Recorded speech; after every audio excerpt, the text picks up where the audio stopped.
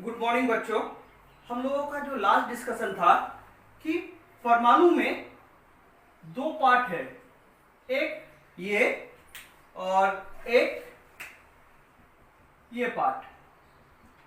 तो परमाणु के हम लोग दो पार्ट देखे थे कि एक था सेंटर पार्ट जहां की न्यूट्रॉन और प्रोटॉन उपस्थित रहता है, न्यूट्रॉन और प्रोटॉन उपस्थित रहता है। और दूसरा था आउटर पार्ट, यहां पर क्या है, इलेक्ट्रॉन चक्कर लगाते हैं। इस पार्ट में इलेक्ट्रॉन केंद्रक के चारों ओर चक्कर लगाते हैं। ठीक, इसको हम लोग जहां पर न्यूट्रॉन और प्रोटॉन उपस्थित रहते हैं इसको हम लोग बोलते हैं केंद्रक, और जिसमें इलेक्ट्रॉन इस केंद्रक के चारों ओर चक्कर लगाते हैं उस पार्ट का नाम, जैसे ये और ये, इसको हम लोग बोलते हैं कक्ष। तो हम लोग देखे थे कि परमाणु का अगर पार्ट हम लोग देखें, परमाणु के तीन पार्ट है, दो पार्ट है, एक है केंद्रक और एक है कक्ष। परमाणु के दो पार्ट हुए, एक है केंद्रक एक है कक्ष। केंद्रक में क्या क्या है, केंद्रक में न्यूट्रॉन और प्रोटॉन है, जबकि कक्ष में सिर्फ इलेक्ट्रॉन है। तो इसके आधार पर हम लोग क्या बोल सकते हैं, परमाणु में मेनली कौन कौन से कण उपस्थित रहते हैं। परमाणु में न्यूट्रॉन प्रोटॉन और इलेक्ट्रॉन उपस्थित रहते हैं, जिसको कि हम लोग इसके मौलिक कण बोलते हैं कि कारण परमाणु इस न्यूट्रॉन प्रोटॉन और इलेक्ट्रॉन से मिलकर बनता है। परमाणु इन न्यूट्रॉन प्रोटॉन और इलेक्ट्रॉन से मिलकर बनता है। तो परमाणु न्यूट्रॉन प्रोटॉन और इलेक्ट्रॉन से मिलकर बना। न्यूट्रॉन क्या है, आवेश विहीन है, न्यूट्रॉन पर कोई आवेश नहीं है। प्रोटॉन क्या है, धनावेशित है, जबकि इलेक्ट्रॉन ये ऋणावेशित है। इलेक्ट्रॉन क्या है, ऋणावेशित है। अब बात यह है कि केंद्रक बहुत छोटी सी जगह है, यहाँ पर न्यूट्रॉन आवेश विहीन कण है, जबकि प्रोटॉन धनावेशित कण है। तो यहाँ पर एक से ज्यादा प्रोटॉन जब उपस्थित रहेगा, हम लोगों को क्या पता है, समान आवेशों में विकर्षण होता है। हम लोगों को तो यह पता है कि समान आवेशों में विकर्षण होता है और विपरीत आवेशों में आकर्षण होता है। तो ये आखिर रहता कैसे है, प्रोटॉन के साथ ये न्यूट्रॉन, यहाँ पर न्यूट्रॉन तो छोड़ दो, आवेश विहीन है, उसमें कोई प्रॉब्लम नहीं है, लेकिन ये जो प्रोटॉन है ये तो धनावेशित है। अगर एक से ज्यादा हो गया, नॉर्मल बात है कि प्रोटॉन की संख्या, जितने इलेक्ट्रॉन होते हैं उतने प्रोटॉन है, प्रोटॉन की संख्या किसी में 6, किसी में 12, किसी में 24, इतने सारे प्रोटॉन अगर है तो जरूरी है कि वहां पे विकर्षण बल होना चाहिए। तो विकर्षण बल अगर होगा तो वो क्या होगा, केंद्रक से बाहर निकल जाएगा, अब एक दूसरे को दूर हटाएगा अपने से, कारण एक दूसरे में क्या होगा, विकर्षण होना चाहिए। लेकिन ऐसा तो नहीं होता है। तो ऐसा आखिर क्यों नहीं होता है, ये हम लोगों को थोड़ा जानना है।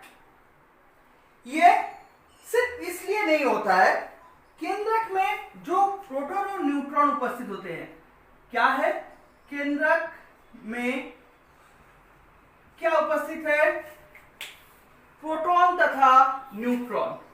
केंद्रक में क्या है, प्रोटॉन है, और प्रोटॉन और न्यूट्रॉन, ये जो दो कण उपस्थित है, ये करते क्या है, ये अपने आवेश का आदान प्रदान करता है। प्रोटॉन न्यूट्रॉन को अपना आवेश देता है, न्यूट्रॉन प्रोटॉन को अपना आवेश देता है। प्रोटॉन और न्यूट्रॉन के बीच में यहां पर क्या होता है, ये आवेश का आदान प्रदान, आवेश का आदान प्रदान होता है।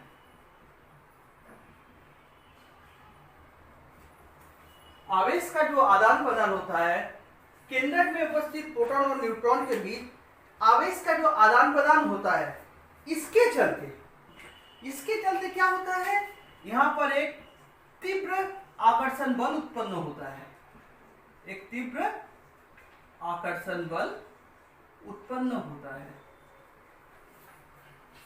न्यूट्रॉन और प्रोटॉन आपस में आवेश का आदान प्रदान कर रहे हैं, जिससे क्या है, न्यूट्रॉन तथा प्रोटॉन के बीच में क्या है, एक तीव्र आकर्षण बल उत्पन्न होता है, जिसको कि हम लोग केंद्रीय बल बोलते हैं। इसका नाम क्या है, इसको हम लोग बोलते हैं केंद्रीय बल। इसका नाम है केंद्रीय बल। ये जो तीव्र आकर्षण बल है, इसको हम लोग बोलते हैं केंद्रीय बल। इसको हम लोग बोले केंद्रीय बल। न्यूट्रॉन और प्रोटॉन के बीच आवेश के आदान प्रदान के चलते एक तीव्र आकर्षण बल की उत्पत्ति हुई, जिसको कि हम लोग केंद्रीय बल बोले। इसी केंद्रीय बल से केंद्रक क्या होता है, स्थायी बनता है। इसी केंद्रीय बल के चलते हमारा केंद्रक स्थायी बना रहता है, नहीं तो ये कब का टूट गया होता है। तो अर्थात स्थायी होने, यहाँ पर क्या कहने का मतलब क्या है, केंद्रक में उपस्थित प्रोटॉन और न्यूट्रॉन क्या है, एक दूसरे के साथ इसी केंद्रीय बल के लिए बंधे हैं। इसलिए इस बल को केंद्रीय बंधन ऊर्जा भी बोलते हैं। इसका एक दूसरा नाम है केंद्रीय बंधन ऊर्जा। कारण क्या है, इसी केंद्रीय बल के चलते ये न्यूट्रॉन और प्रोटॉन आपस में बंधे हैं, इसलिए इसको केंद्रीय बंधन ऊर्जा बोले। तो हम लोग कहां से शुरू किए थे, परमाणु में के दो पार्ट थे, एक था केंद्रक, दूसरा था कक्ष। केंद्रक सेंटर पार्ट था, ये जो सेंटर वाला पार्ट है इसको हम लोग क्या बोलते हैं, केंद्रक। केंद्रक में क्या क्या रहता है, यहाँ पे देखो न्यूट्रॉन और प्रोटॉन रहता है, और जबकि केंद्रक के बाहर चारों ओर कक्ष में इलेक्ट्रॉन चक्कर लगाते रहते हैं। न्यूट्रॉन पर कोई आवेश नहीं रहता है, इसलिए आवेश विहीन है, जबकि प्रोटॉन धनावेशित है। और कक्ष में मतलब केंद्रक के चारों ओर जो कक्ष है, कक्ष में इलेक्ट्रॉन चक्कर लगाते रहते हैं। इसके बाद मेरा क्या कहना था कि केंद्रक में प्रोटॉन, चूंकि प्रोटॉन की संख्या एक से अधिक होती है, कभी 1 है, कभी 10 है, कभी 12 है। जब 1 से अधिक होगी तो वहां पर क्या होना चाहिए, समान आवेशों में, जैसा हम लोगों को पता है समान आवेशों में विकर्षण होना चाहिए। तो इसमें एक विकर्षण होना चाहिए था, लेकिन ऐसा हम लोग नहीं देखते। अगर विकर्षण होता तो केंद्रक जैसा नहीं रहता, वो फैल जाता, एक दूसरे से प्रोटॉन वहां से निकल जाता केंद्रक से, लेकिन ऐसा होता नहीं है। तो केंद्रक में ऐसा क्यों नहीं होता, उसके लिए क्या है, प्रोटॉन और न्यूट्रॉन आपस में आवेश का आदान प्रदान करता है। प्रोटॉन और न्यूट्रॉन आपस में क्या करता है, आवेश का आदान प्रदान करता है। इसी आवेश के आदान प्रदान के चलते एक तीव्र आकर्षण बल उत्पन्न होता है, इसको हम लोग केंद्रीय बल बोलते हैं। इसी केंद्रीय बल द्वारा क्या होता है, न्यूट्रॉन और प्रोटॉन आपस में बंधे रहते हैं, इसीलिए इसको हम लोग केंद्रीय बंधन ऊर्जा कहते हैं। इसीलिए इसको हम लोग क्या बोलते हैं, केंद्रीय बंधन ऊर्जा।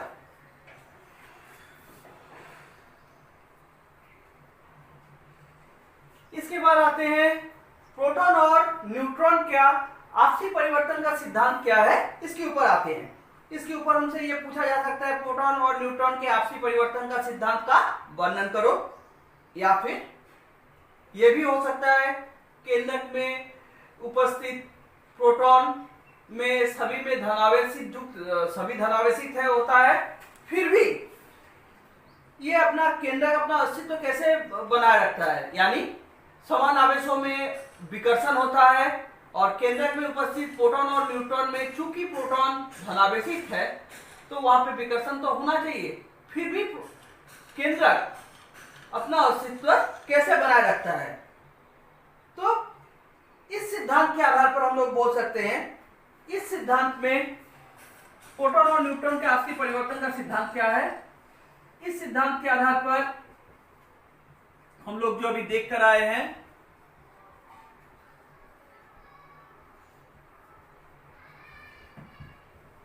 क्या होगा? प्रोटॉन, हम लोग क्या देखे हैं? प्रोटॉन जो है ये लगातार कंटिन्यूअसली न्यूट्रॉन में बदलेगा। प्रोटॉन किसमें बदलता रहता है? लगातार न्यूट्रॉन में बदलता रहता है। प्रोटॉन न्यूट्रॉन में बदलेगा और क्या होगा? न्यूट्रॉन लगातार प्रोटॉन में बदलेगा। प्रोटॉन लगातार न्यूट्रॉन में और न्यूट्रॉन लगातार प्रोटॉन में परिवर्तित होता रहता है।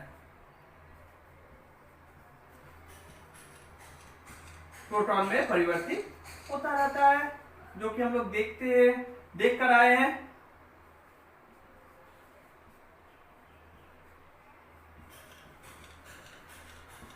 इस सिद्धांत के आधार पर, प्रोटॉन और न्यूट्रॉन के आपसी परिवर्तन के सिद्धांत के आधार पर क्या होना चाहिए? प्रोटॉन लगातार न्यूट्रॉन में और न्यूट्रॉन लगातार प्रोटॉन में परिवर्तित होना चाहिए।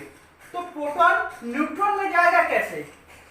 नेक्स्ट पॉइंट हमारा ये आएगा कि प्रोटॉन ये न्यूट्रॉन में जाएगा कैसे? प्रोटॉन क्या होगा? प्रोटॉन धनावेशित है और जबकि न्यूट्रॉन आवेश विहीन है, तो प्रोटॉन अपना क्या करेगा? आवेश खो देगा। प्रोटॉन आवेश खोकर, आवेश को लूज करके, प्रोटॉन आवेश खोकर, अब यानी खोकर बोल सकते हैं या अपना आवेश त्याग कर ये न्यूट्रॉन में चला जाएगा। प्रोटॉन आवेश खोकर किसमें जाएगा? न्यूट्रॉन में जाएगा। और न्यूट्रॉन के केस में क्या होगा? न्यूट्रॉन को अगर प्रोटॉन बनना है, यानी आवेश विहीन से आवेश समेत अगर कण बनना है, मतलब धनावेशित कण बनना है, न्यूट्रॉन प्रोटॉन में अगर जाना चाहेगा तो इसको क्या करना पड़ेगा? आवेश को ग्रहण करना पड़ेगा, आवेश को एक्सेप्ट करना पड़ेगा। आवेश ग्रहण कर ये क्या होगा? प्रोटॉन में परिवर्तित होगा। ठीक है, तो इस सिद्धांत के आधार पर हमारा क्या है? प्रोटॉन का न्यूट्रॉन में आपसी परिवर्तन का सिद्धांत अगर हमसे पूछा जाएगा तो इस सिद्धांत के आधार पर प्रोटॉन लगातार न्यूट्रॉन में और न्यूट्रॉन लगातार प्रोटॉन में परिवर्तित होता रहता है। प्रोटॉन क्या करेगा? प्रोटॉन आवेश खोकर न्यूट्रॉन में बदलेगा और न्यूट्रॉन आवेश को ग्रहण कर प्रोटॉन में बदलेगा। तो लगातार यहां पर हम लोग क्या देख रहे हैं? एक कंटिन्यूअसली, ये लगातार प्रक्रिया चलती रहेगी। लगातार क्या प्रक्रिया चलती रहेगी? प्रोटॉन से न्यूट्रॉन तथा यहां पर देखो न्यूट्रॉन से प्रोटॉन में ये जो बदलने की प्रक्रिया, ये जो लगातार चल रही है, इसके फलस्वरूप, इसके परिणाम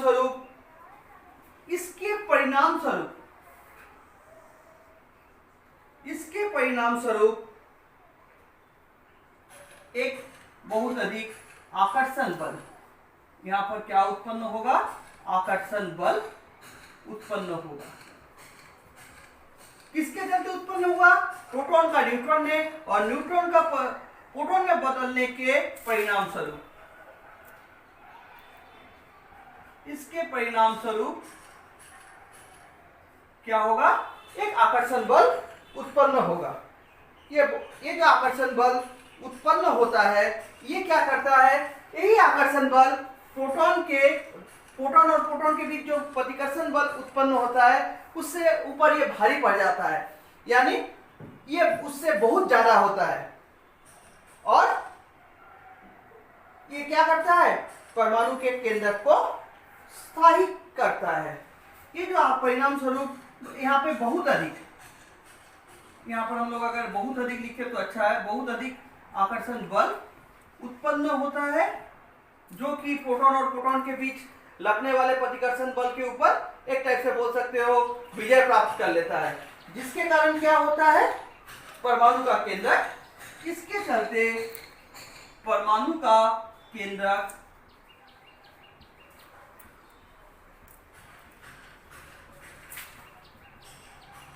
स्थायी, इसके चलते परमाणु का केंद्रक स्थायी रहता है। इसके चलते ये जो आकर्षण बल, बहुत अधिक जो आकर्षण बल उत्पन्न हुआ, इसके चलते परिणाम स्वरूप बहुत अधिक आकर्षण बल उत्पन्न हुए, आकर्षण बल ये बहुत अधिक होता है। किसके चलते हुआ? प्रोटॉन का न्यूट्रॉन में तथा न्यूट्रॉन को प्रोटॉन में बदलने के फलस्वरूप ये आकर्षण बल उत्पन्न होता है। इसी के चलते परमाणु का केंद्रक स्थायी रहता है। और इसका इस जो बल है, इसको हम लोग, इस बल का नाम हम लोग इससे पहले भी किए थे कि इसको हम लोग बंधन ऊर्जा भी बोलते हैं। इसको हम लोग क्या बोलते हैं? एक इसका दूसरा नाम भी है। इसको हम लोग क्योंकि बांध के रखता है इसलिए इसको बंधन ऊर्जा भी कहते हैं। तो प्रोटॉन और न्यूट्रॉन के आपसी परिवर्तन का सिद्धांत क्या है? इस सिद्धांत के आधार पर क्या है? प्रोटॉन लगातार न्यूट्रॉन में, न्यूट्रॉन लगातार प्रोटॉन में बदलेगा। केंद्रक में तो यही दो है, प्रोटॉन और न्यूट्रॉन। तो प्रोटॉन लगातार न्यूट्रॉन में और न्यूट्रॉन लगातार प्रोटॉन में परिवर्तित होता रहता है। प्रोटॉन आवेश को खोकर न्यूट्रॉन में जाएगा, जबकि न्यूट्रॉन आवेश को ग्रहण कर प्रोटॉन में बदलेगा। ये जो लगातार प्रोटॉन से न्यूट्रॉन और न्यूट्रॉन से प्रोटॉन, ये जो लगातार प्रोटॉन से न्यूट्रॉन और न्यूट्रॉन से प्रोटॉन में बदलने की घटना हो रही है, इसी को बोला गया है। इसी के चलते क्या होगा?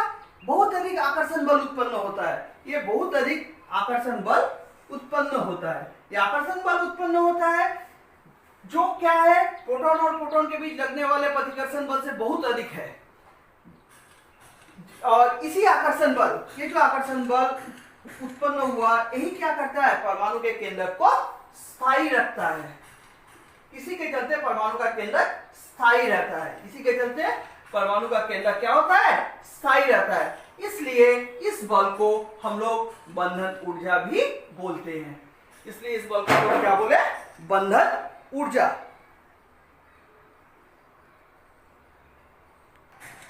यहाँ पर जो मुख्य ध्यान देने वाली बात है कि आकर्षण बल उत्पन्न कहां से हुआ? प्रोटॉन का न्यूट्रॉन में और न्यूट्रॉन का प्रोटॉन में बदलने के फलस्वरूप ये लगातार प्रोटॉन का न्यूट्रॉन और न्यूट्रॉन से प्रोटॉन में बदलने के फलस्वरूप, बदलने के परिणाम स्वरूप यहाँ पे बहुत अधिक आकर्षण बल उत्पन्न होता है। यही इसी के चलते ये जो आकर्षण बल है, इसी आकर्षण बल के चलते परमाणु का केंद्रक स्थायी रहता है। और इसी आकर्षण बल को हम लोग क्या बोलते हैं? बंधन ऊर्जा बोलते हैं।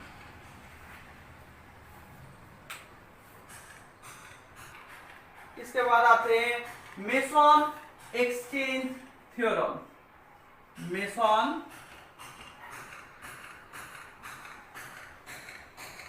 एक्सचेंज सिद्धांत, इसके ऊपर आते हैं।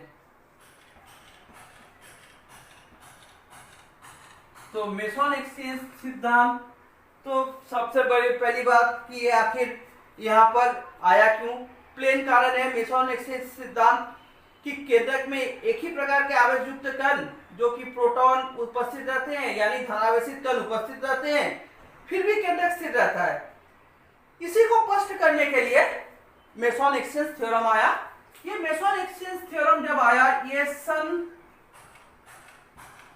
1935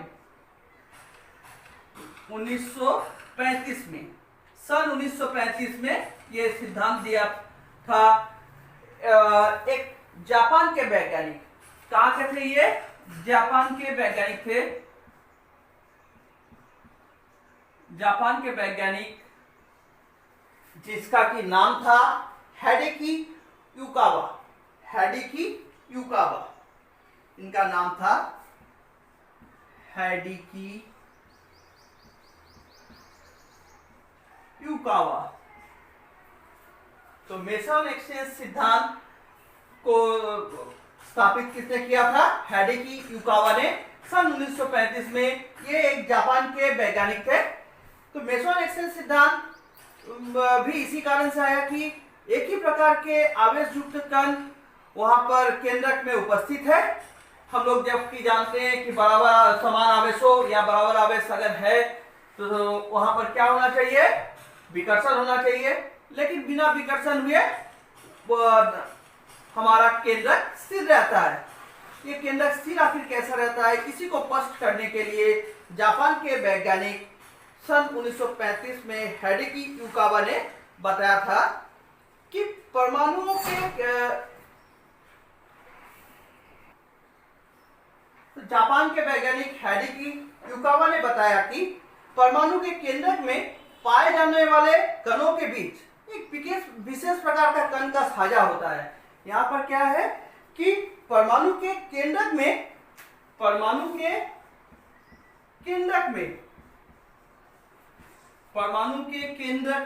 जाने वाले कण, परमाणु के केंद्रक में पाए जाने वाले कण कौन कौन से हैं? न्यूट्रॉन है और प्रोटॉन है।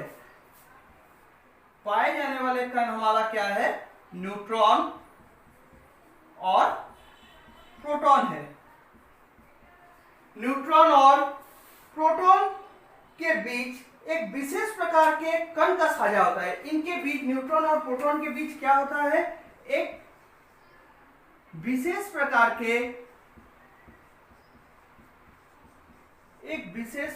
के कण का साझा होता है।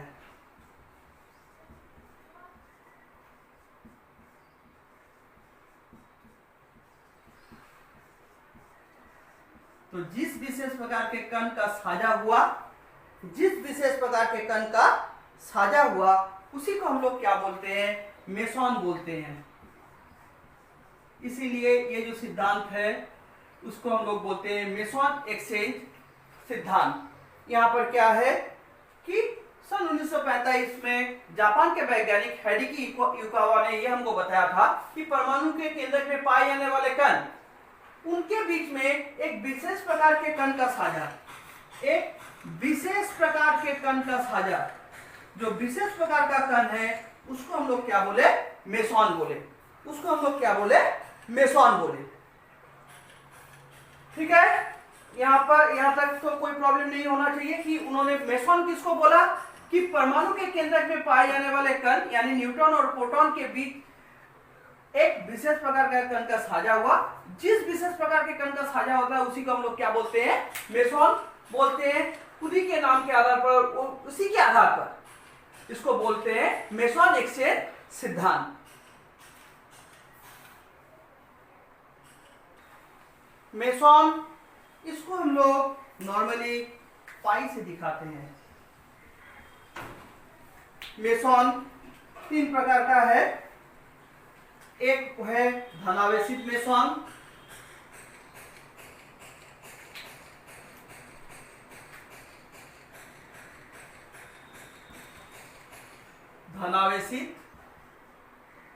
एक है ऋणावेशित,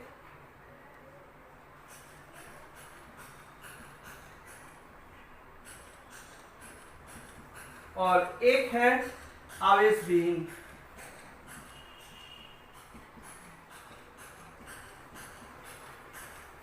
तीन प्रकार का मेसॉन है। इसको आवेशविहीन बोल सकते हैं या उदासीन भी बोल सकते हैं। आवेशविहीन ठीक रहेगा, आवेशविहीन उदासीन बात एक ही रहेगा। तो धनावेशित, इसको हम लोग पाई प्लस से दिखाते हैं। ऋणावेशित है पाई माइनस, और आवेशविहीन है तो पाई 0।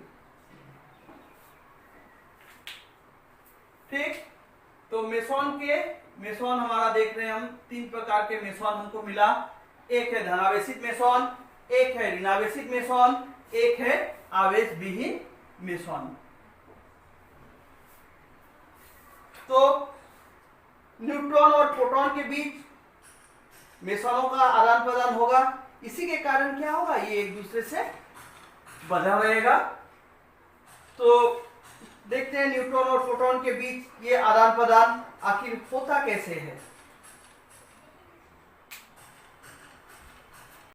अब हम लोग देखते हैं न्यूट्रॉन तथा प्रोटॉनों के बीच मेसनों का आदान प्रदान कैसे होता है। हम लोग जानते हैं मेसॉन 3 प्रकार का है।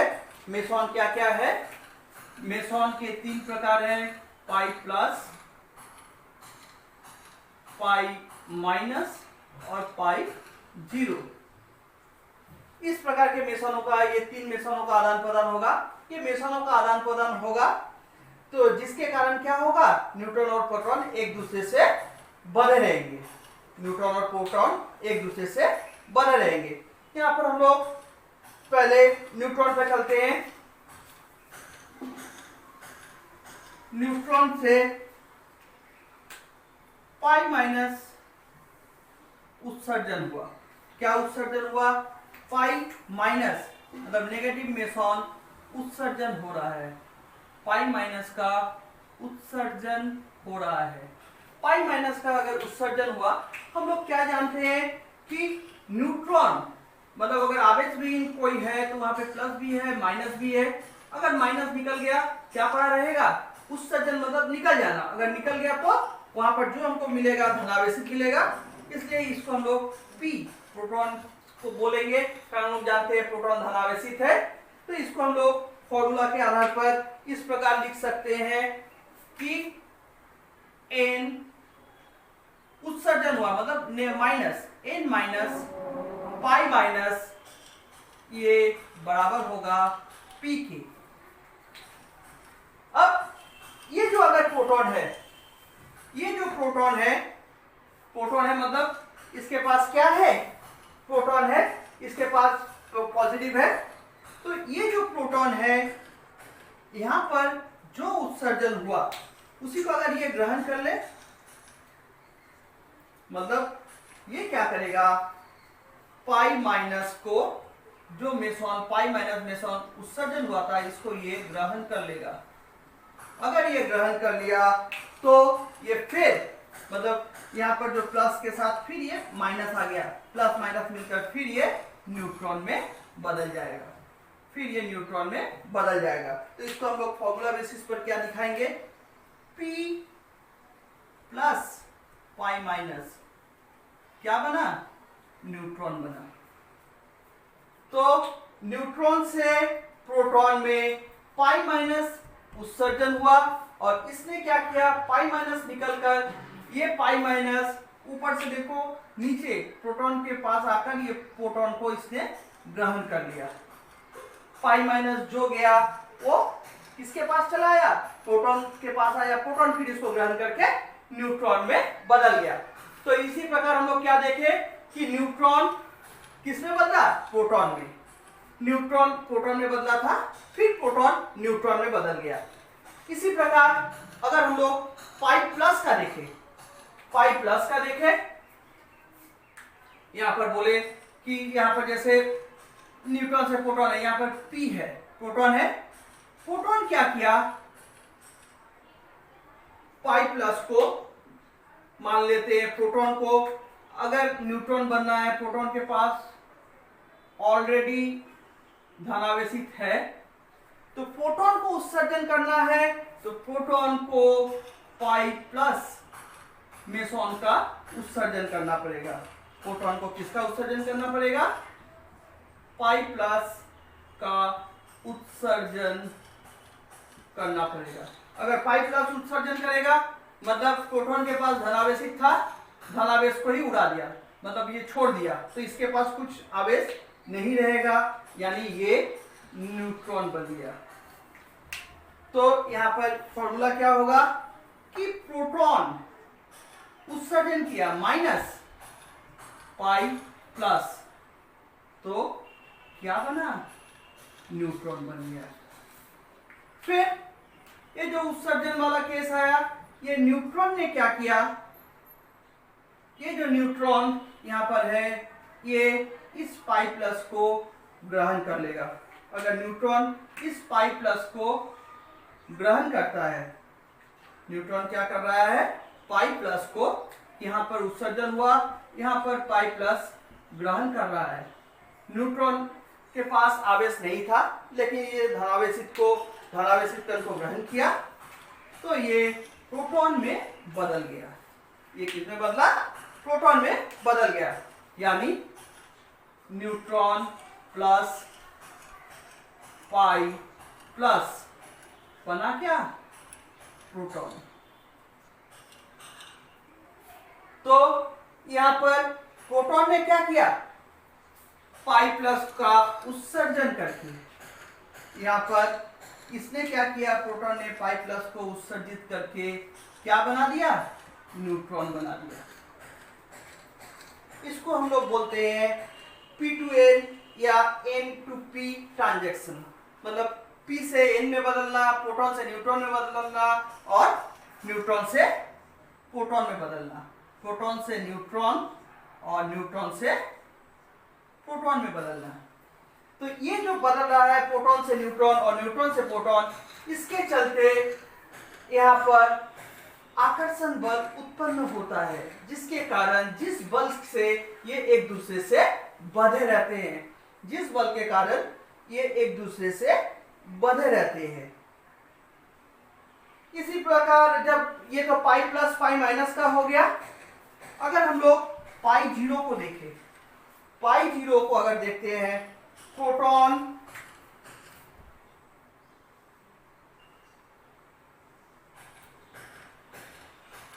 क्या कर रहा है? पाई जीरो उत्सर्जन कर रहा है, पाई जीरो उत्सर्जन कर रहा है, मतलब कोई आवेश उत्सर्जन नहीं किया, तो ये तो प्रोटॉन ही रहेगा। और प्रोटॉन अगर पाई जीरो को ग्रहण करेगा तब भी ये प्रोटॉन ही रहेगा, यानी कोई आवेश इसने ना तो छोड़ा ना तो ग्रहण किया। इसी प्रकार अगर न्यूट्रॉन है, न्यूट्रॉन अगर पाई जीरो का उत्सर्जन कर रहा है तो न्यूट्रॉन ही रहेगा। न्यूट्रॉन अगर पाई जीरो को ग्रहण कर रहा है तब भी ये न्यूट्रॉन ही रहेगा। तो इसको हम लोग P to P ट्रांजैक्शन, इस ट्रांजैक्शन को बोलते हैं प्रोटॉन से प्रोटॉन ट्रांजैक्शन, और इस ट्रांजैक्शन को बोलते हैं न्यूट्रॉन से न्यूट्रॉन ट्रांजैक्शन। लेकिन ये जो ट्रांजैक्शन है ये हम लोगों का है न्यूट्रॉन से प्रोटॉन या प्रोटॉन से न्यूट्रॉन। ये जो मेसॉन का आदान प्रदान हुआ, इस मेसॉन के आदान प्रदान के चलते आकर्षण बल उत्पन्न हुआ। यहाँ पर देखो, जो कि मेसॉन एक्सचेंज सिद्धांत बोलता है, मेसॉनों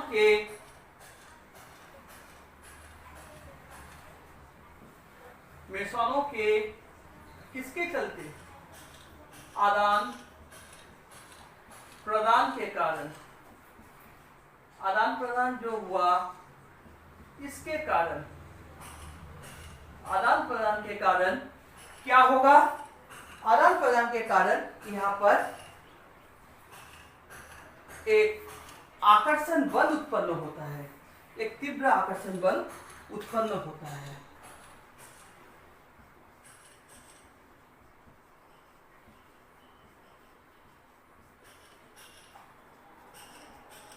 आकर्षण बल उत्पन्न हुआ।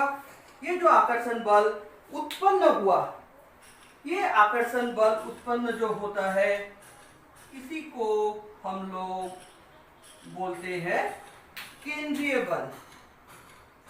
इसी को हम लोग क्या बोले?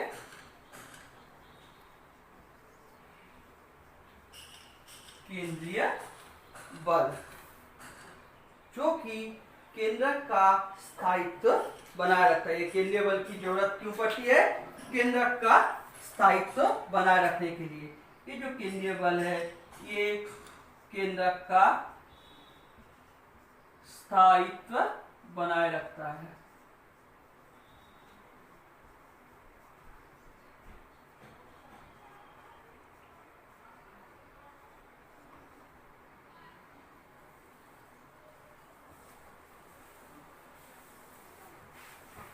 तो यहाँ पर ये थोड़ा सा हम लोग एक बार फिर से देखें, न्यूट्रॉन ने पाई माइनस का उत्सर्जन करके प्रोटॉन बनाया।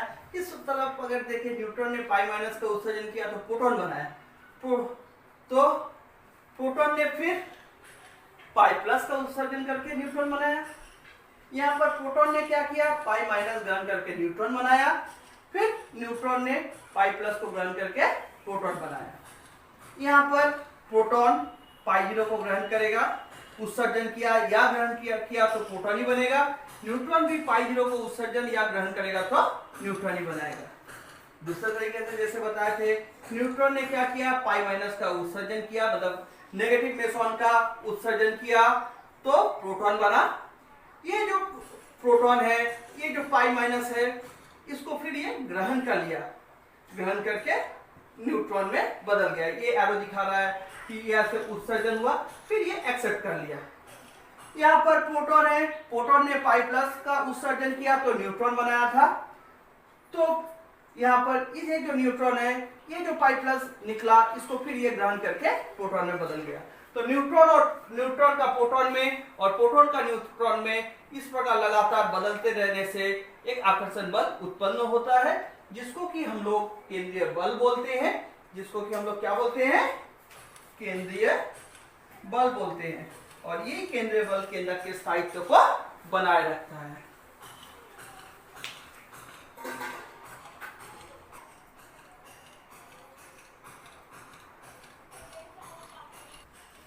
अब हम लोग आते हैं इलेक्ट्रॉन का एक कक्ष से दूसरे कक्ष में जाना, एक कक्षा से दूसरे कक्षा में जाना। एक कक्षा से दूसरे कक्ष में जाने का कहने का मतलब है कि जैसे ये हमारा कक्ष है, तो ये हमारे लिए जो ये केंद्रक है, ये सारे कक्ष है। जो केंद्रक के पास होता है वहां से काउंटिंग शुरू होती है। ये मेरे लिए पहला कक्ष है, ये कक्ष क्या है, पहला है। ये वाला दूसरा है, ये वाला तीसरा है। कोई इलेक्ट्रॉन पहले कक्ष से दूसरे कक्ष में जाएगा, दूसरे कक्ष से तीसरे कक्ष में जाएगा, या तीसरे से दूसरे, दूसरे से पहले। ये कैसे होगा, यहाँ पर हम लोग थोड़ा सा डिस्कस करेंगे। यहाँ पर नील बोर ने क्या कहा था कि इलेक्ट्रॉन क्या होता है। नील बोर के अनुसार, नील बोर के आधार पर क्या था कि इलेक्ट्रॉन जो है केंद्रक के चारों ओर क्या है, एक निश्चित वृत्ताकार कक्ष में चक्कर लगाता है। ये जो वृत्ताकार कक्ष है, इसमें ये चक्कर लगाता रहता है। निश्चित वृत्ताकार कक्षाओं में चक्कर लगाएगा। ये जो निश्चित वृत्ताकार कक्षाओं में जब ये चक्कर लगाएगा, तब इसमें ऊर्जा का ह्रास नहीं होगा, मतलब ऊर्जा में कमी नहीं आएगी। अगर ऊर्जा में कमी आती तो ये धीरे धीरे क्या होता, केंद्रक के समीप आता जाता। ये मान लो ये अगर चारों चक्कर लगा रहा है तो कोई तो काम तो कर रहा है, तो उस समय क्या है, काम करते करते जैसे हम लोग भी थकते हैं, ये भी थक जाता। तो ये क्या है, धीरे धीरे आकर केंद्रक में गिर जाता और परमाणु का विनाश हो जाता। चूंकि ये निश्चित वृत्ताकार कक्षाओं में चक्कर लगा रहा है, इसलिए इसमें क्या है, ऊर्जा का ह्रास नहीं होगा, मतलब ऊर्जा में कमी नहीं आएगी। जिस ऊर्जा के साथ ये कक्षा में है, उसी ऊर्जा के साथ ये कक्ष में चक्कर लगाएगा। तो अगर उसी ऊर्जा के साथ चक्कर लगा रहा है तो केंद्रक में गिरने की संभावना नहीं है, और अगर संभावना नहीं है तो परमाणु के नष्ट होने की संभावना भी इसमें नहीं है। मान लो ये जो मेरा दूसरा कक्ष है, दूसरा कक्ष से इसको पहले कक्ष में आना है, दूसरे कक्ष से इसको क्या है, पहले कक्ष में जाना है। एक बार दूसरे कक्ष से पहले कक्ष में, यहाँ पर दूसरे कक्ष से भी कोई इलेक्ट्रॉन है जिसको कि तीसरे कक्ष में जाना है। तो मान लो इसको, इस इलेक्ट्रॉन को दूसरे कक्ष से पहले कक्ष में आना है, यानी केंद्रक के समीप आना है। और यहाँ पर इसी इलेक्ट्रॉन को मान लो दूसरे कक्ष से तीसरे कक्ष में जाना है, जो कि हम लोग उधर डिस्कस कर रहे हैं कि ये आखिर जब होगा तो क्या होगा। तो इसको हम लोग क्या बोले, इस जब दूसरे कक्ष से पहले कक्ष में आना है तो केंद्रक के पास वाले कक्ष में जाना है। केंद्रक के कहां जाना है, केंद्रक के समीप वाले कक्ष में जाना है, केंद्रक के समीप वाले कक्ष में जाना है, और यहां से दूसरे से अगर तीसरे में जाना है उस समय क्या है, केंद्रक से दूर वाले कक्ष में जाना है। केंद्रक से, ये तो केंद्रक के दूसरे से जब तीसरे में जा रहे हैं तो ये क्या है, दूर हो जा रहा है, तो केंद्रक से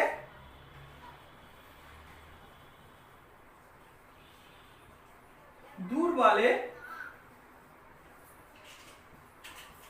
कक्ष में जाना है। इलेक्ट्रॉन दो ही प्रकार का कक्ष में जा सकता है, या तो केंद्रक के समीप वाले कक्ष में जाए या केंद्रक से दूर वाले कक्ष में जाए। तो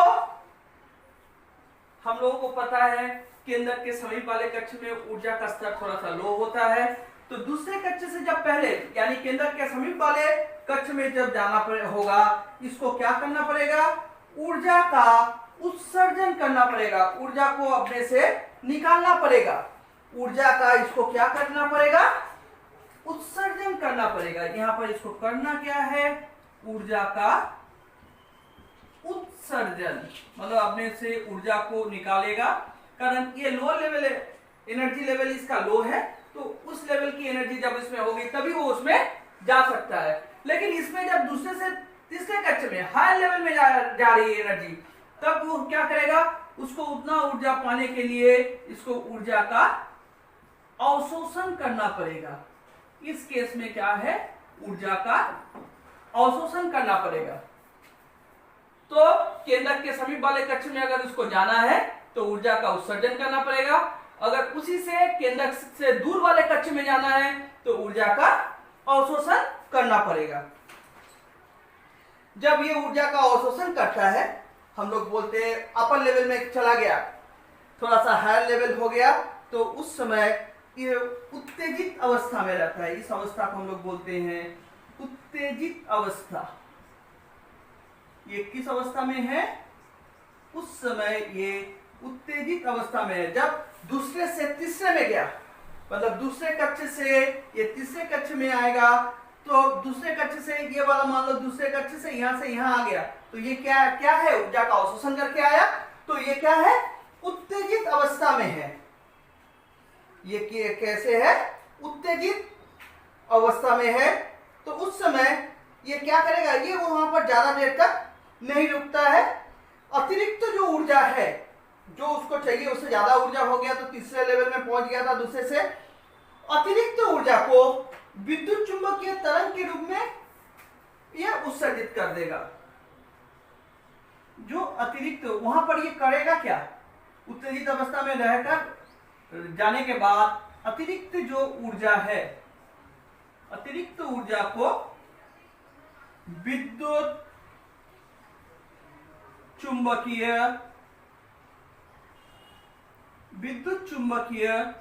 तरंग के रूप में, विद्युत चुंबकीय तरंग के रूप में उत्सर्जित करके कम ऊर्जा वाले स्तर में वापस आ जाएगा। विद्युत चुंबकीय तरंग के रूप में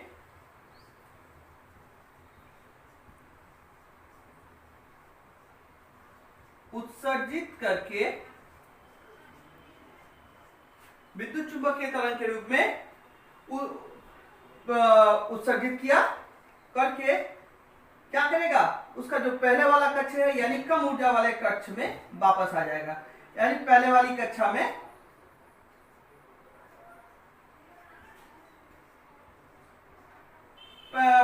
कम ऊर्जा वाले उत्सर्जित करेगा, तो कम हो गया ऊर्जा, कम ऊर्जा वाले कक्ष में वापस आ जाएगा।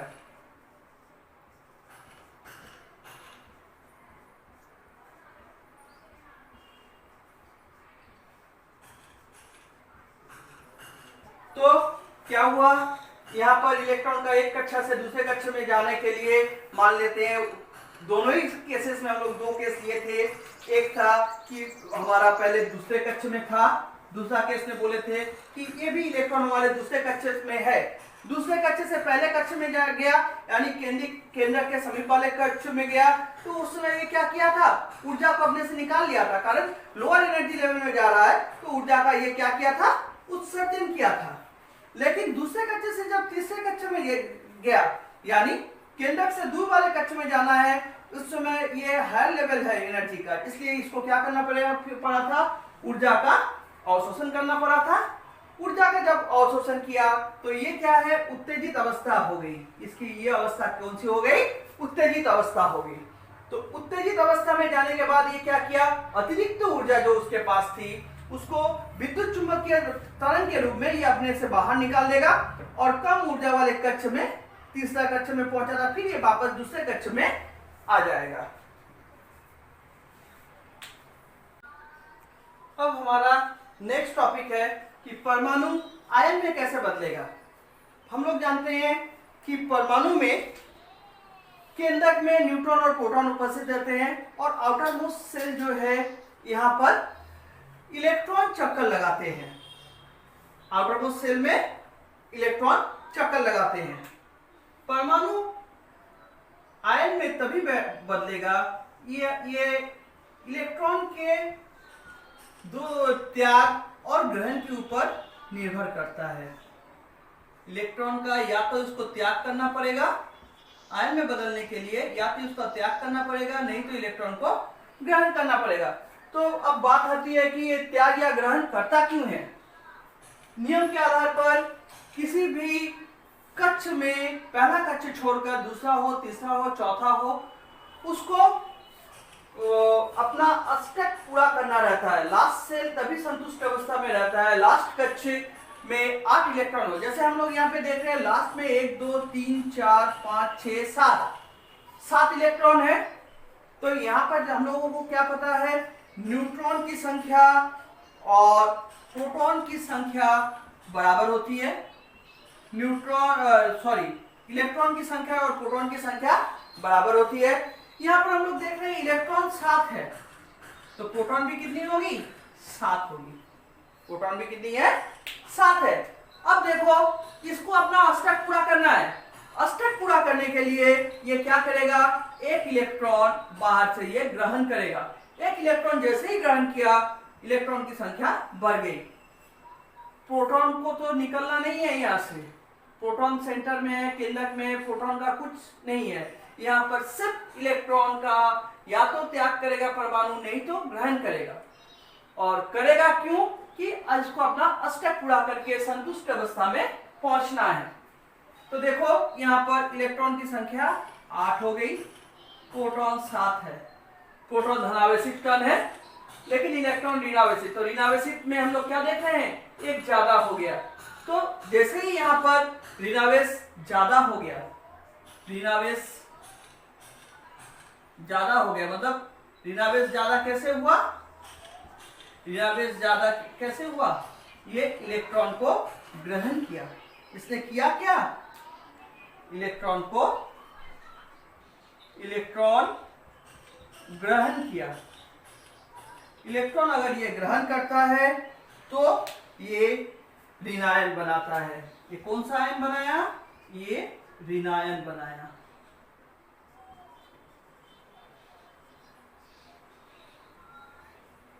ये ऋणायन बनाया। इसी प्रकार मान लो एक कक्ष और है, यहाँ पर 8 है, यहाँ पर आउटर मोस्ट एक कक्ष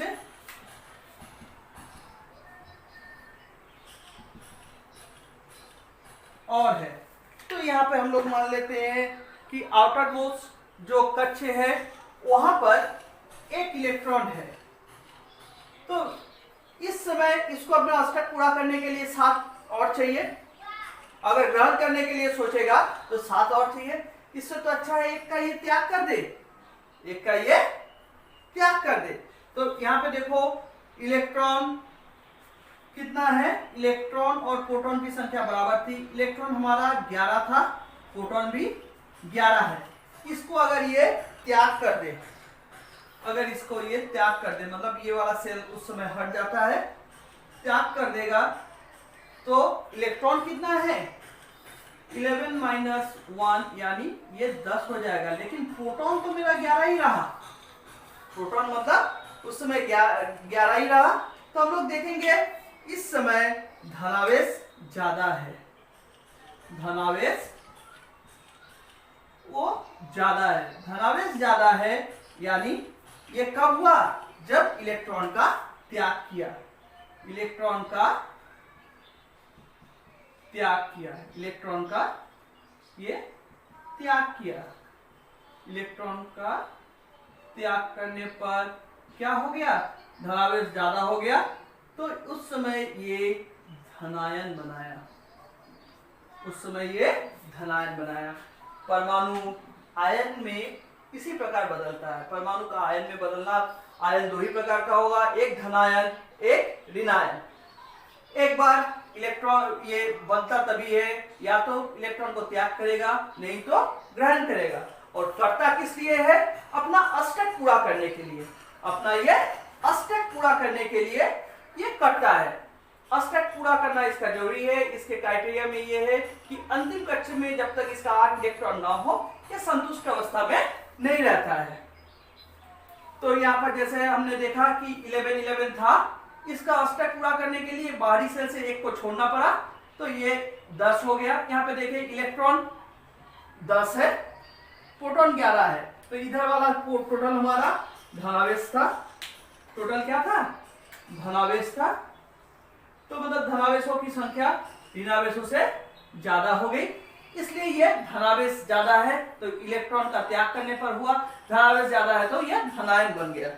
यहाँ पर मैं क्या किया था कि यहाँ पर एक कम था, इलेक्ट्रॉन 7 था, प्रोटॉन 7 था, अष्टक पूरा करने के लिए इसने क्या किया था, एक इलेक्ट्रॉन को ग्रहण किया था, यानी इस समय इधर धनावेश 7, ऋणावेश 8, यानी ऋणावेशों की संख्या ज्यादा हो गई थी इलेक्ट्रॉन ग्रहण करने के चलते, तब ये क्या बनाया था, ऋणायन बनाया था, तब ये ऋणायन बनाया था।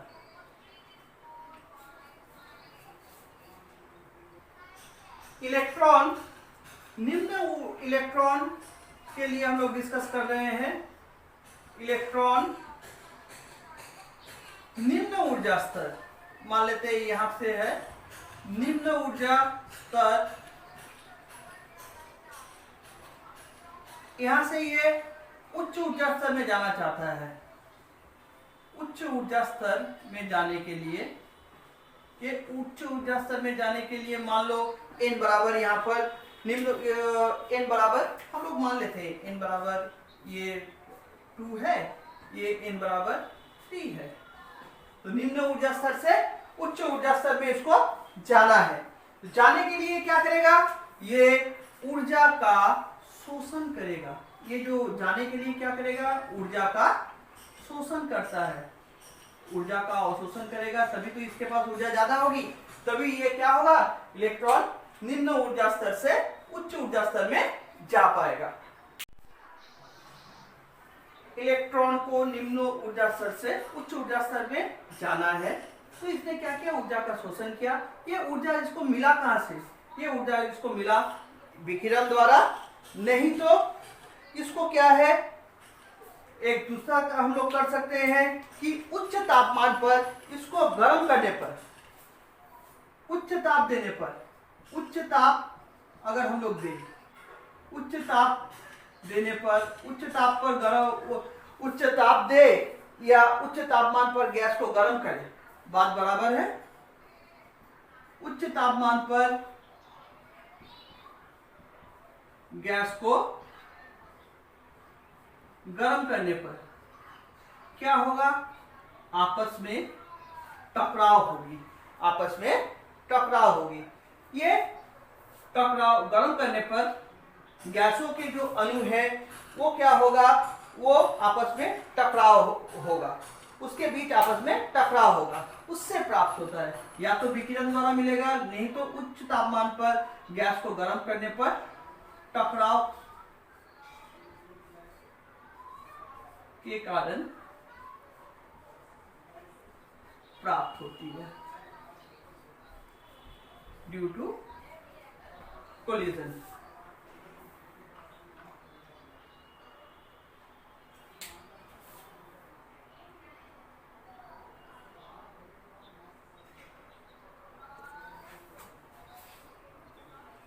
तो हम लोग क्या देख रहे हैं, इलेक्ट्रॉन को निम्न ऊर्जा स्तर से उच्च ऊर्जा स्तर में जाना है, तो उसके लिए ये क्या करेगा, ऊर्जा का शोषण करेगा, ये ऊर्जा उसको आइदर विकिरण द्वारा मिलेगी, नहीं तो उच्च तापमान पर अगर इसको हम लोग गर्म कर रहे हैं तो गर्म करने पर वहां पर जो टकराव होती है उससे इसको प्राप्त होती है।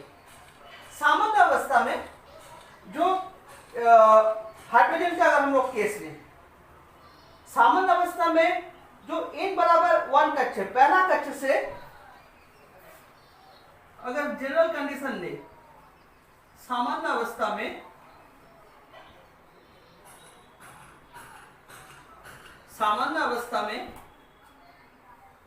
n बराबर 1 कक्ष से इलेक्ट्रॉन मुक्त करने के लिए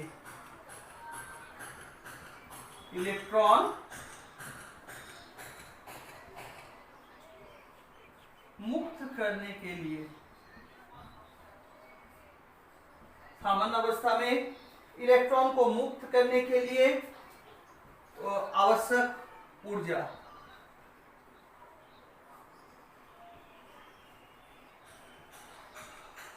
ये होती है 13.6 इलेक्ट्रॉन वोल्ट। 13.6 ईवी से दिखाते हैं, 13.6 ईवी।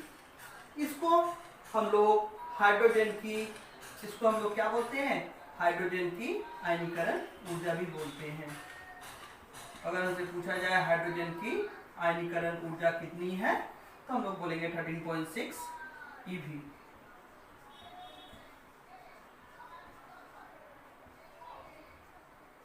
इसको हाइड्रोजन की आयनीकरण ऊर्जा। तो हम लोग यहाँ पर क्या देखिए, इलेक्ट्रॉन अगर है, इलेक्ट्रॉन को निम्न ऊर्जा स्तर से उच्च ऊर्जा स्तर में जाना है तो उसके लिए ऊर्जा का शोषण करेगा। ये ऊर्जा उसको मिलेगी कैसे, आइदर विकिरण द्वारा, नहीं तो उच्च तापमान पर अगर हम लोग गैस को गर्म करते हैं तो वहां पर टकराव के कारण प्राप्त होती है। सामान्य अवस्था में n बराबर 1 मतलब पहले कक्ष से इलेक्ट्रॉन मुक्त करने के लिए आवश्यक ऊर्जा का परिमाण होता है 13.6 इलेक्ट्रॉन वोल्ट, जो उसको कि हम लोग हाइड्रोजन की आयनीकरण ऊर्जा बोलते हैं, जिसको कि हम लोग क्या बोलते हैं, हाइड्रोजन की आयनीकरण ऊर्जा।